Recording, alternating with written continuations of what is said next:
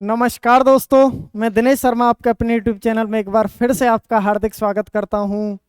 दोस्तों, पिछली क्लास में एक चैप्टर पढ़ रहे थे बायोलॉजी में, और उस चैप्टर का नाम था एंडोक्राइन सिस्टम, अंतःस्रावी तंत्र। और अंतःस्रावी तंत्र में हम जो चर्चा कर रहे थे वो ग्लैंड्स के बारे में पढ़ रहे थे, ग्रंथियों के बारे में पढ़ रहे थे। तो उसी क्लास को कंटिन्यू करते हुए आज की क्लास में हम एंडोक्राइन ग्लैंड्स के बारे में चर्चा करेंगे।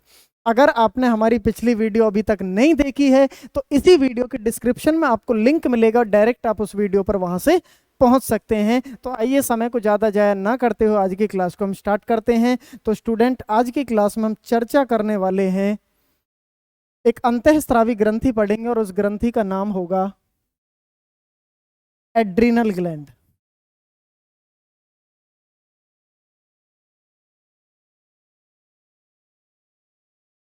और एड्रिनल ग्लैंड को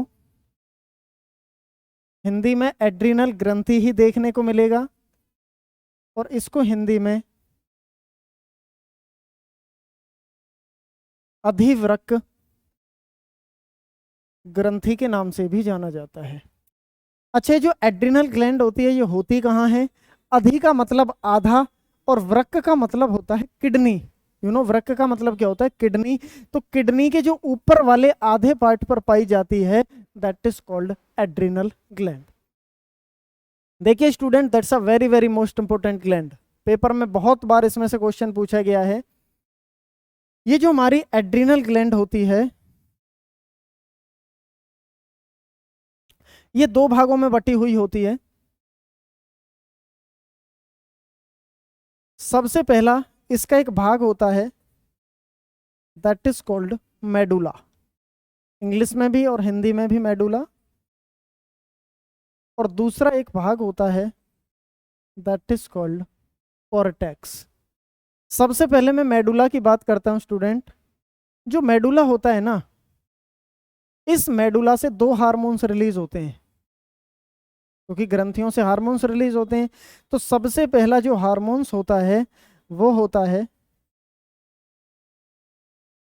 epinephrine hormones.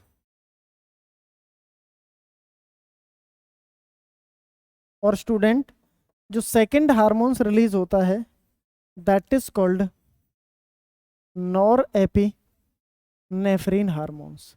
This is epinephrine and this is nor epinephrine. जब मैं आगे बात करता हूं इसमें स्टूडेंट, तो इसी एपिनेफ्रिन का एक दूसरा नाम होता है, दैट इज कॉल्ड एड्रीनिलीन हार्मोन्स। और इसका दूसरा नाम होता है नॉर एड्रीनिलीन हार्मोन्स। देखिए, ये जो बहुत सिंपल है,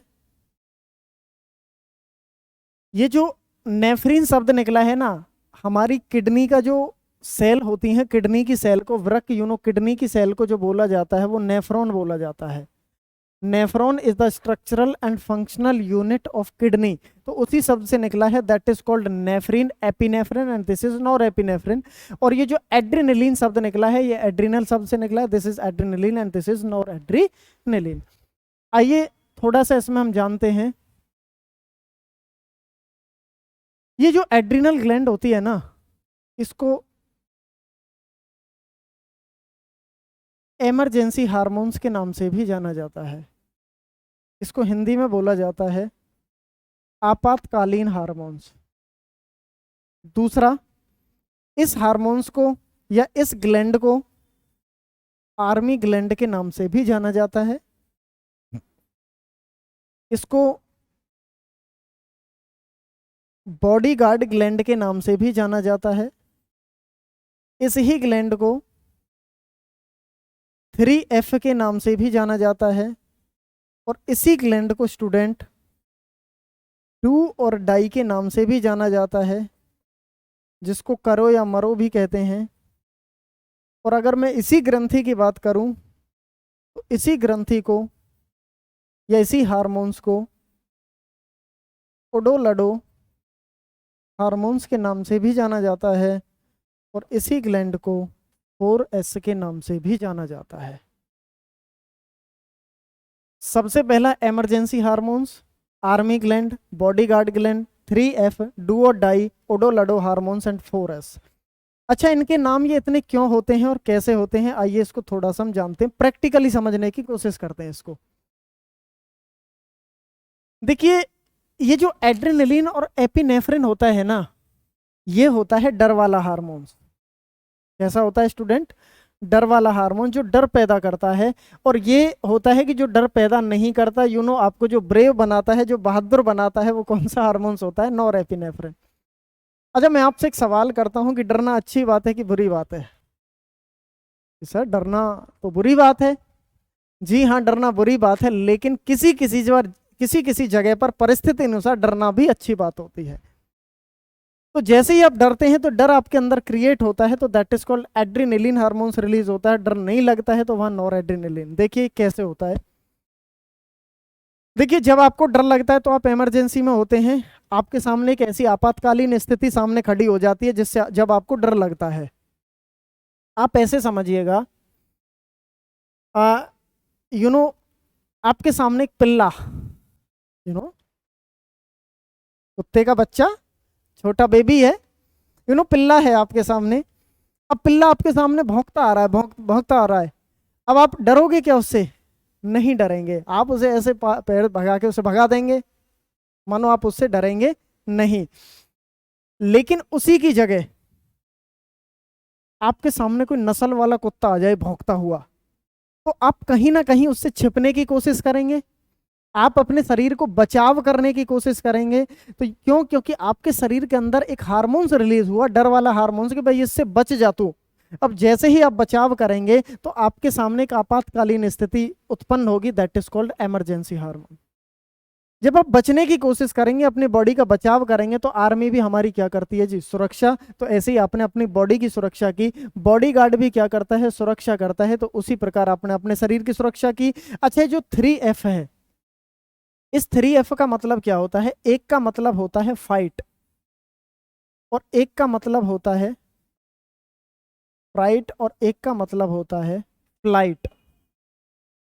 इस फ्लाइट का मतलब होता है उड़ना, इसका मतलब होता है डरना, और इसका मतलब होता है लड़ना। देखिए, अब कुत्ता है, मानो कुत्ते की जगह शेर आ जाए, लो कहीं बचने की जगह नहीं है, अब आपके सामने शेर आ गया, अब आप क्या करेंगे? आप कुछ नहीं करेंगे। अब जो करना है वो कौन करेगा? शेर करेगा। तो इस वजह से इसको डू और डाई वाली स्थिति भी बोला जाता है। करो या मरो। मेरे हिसाब से कुछ नहीं करोगे, वही कर जाएगा जो उसको करना होगा, आप मरोगे ही मरोगे, राइट? तो इसी वजह से इसको डू और डाई के नाम से भी जाना जाता है। जब आपके पास कोई ऑप्शन नहीं बचता है, या तो आप भी क्या होगा? लड़ोगे। और क्या होते हैं? डराने वाला हार्मोन्स होता है, तो डरना। और फ्लाइट, फ्लाइट मतलब उड़ना। क्या है, इस बात को आप थोड़ा सा समझें। आपने ना डेली लाइफ में सुना होगा, डर के किसी भी व्यक्ति से आमतौर पे कह दिया कि उड़ जा यहाँ से, जैसे नो, कि भाई उड़ जा, मतलब भाग जा, डर जा, यहाँ से चला जा। So it means that is called लड़ना, डरना एंड उड़ना। तो 3F के नाम से भी इसको जाना जाता है। उड़ो लड़ो, आपको पता ही है, फ्लाइट का मतलब उड़ना, तो उड़ो लड़ो हार्मोन्स के नाम से भी इसको जाना जाता है। ये सब किसके बारे में था? ये हमारी एपिनेफ्रिन और नॉर एपिनेफ्रिन, ये जो एड्रिनल ग्लैंड के मेडुला पार्ट से रिलीज होते थे। क्लियर है स्टूडेंट?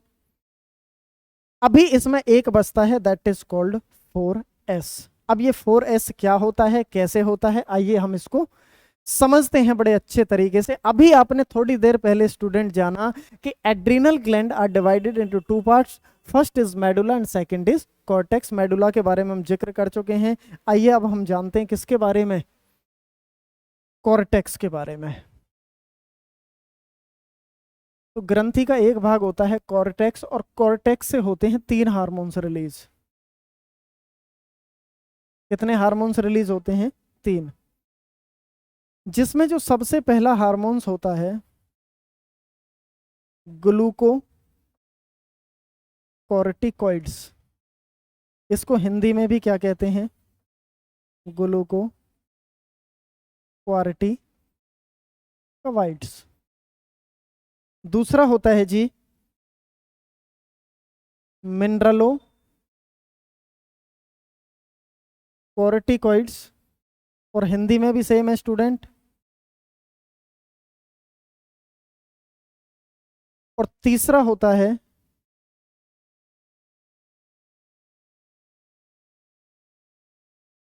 Androgen hormones. क्या होता है? Androgen hormones. देखिए जो ग्लूकोकोर्टिकॉइड्स है, ये शब्द बहुत आसान है, ये देखने में कठिन लग रहा है लेकिन ये बेहद आसान है, आप समझिएगा इसको। ये जो ग्लूको शब्द निकला है, ये निकला है ग्लूकोज से, और ये जो कॉर्टी शब्द निकला है that is called cortex, and cortex is the part of adrenal gland. तो इसका मतलब glucocorticoids and this is glucocorticoids and this is, ये मिनरलो शब्द निकला है मिनरल से। यू नो मिनरल्स आप जानते हैं, कैल्शियम है, मैग्नीशियम, पोटेशियम है, आयोडीन है, ये सब क्या होते हैं? मिनरल्स होते हैं। And this is androgen hormones. अब इनका काम क्या होता है, फंक्शन क्या होता है, आइए उसको जानते हैं। Glucose, fructose, lactose, maltose, sucrose, galactose, these are the example of carbohydrate. Yes and no? तो इसका मतलब, ये कार्बोहाइड्रेट का मतलब शर्करा, यू नो शुगर।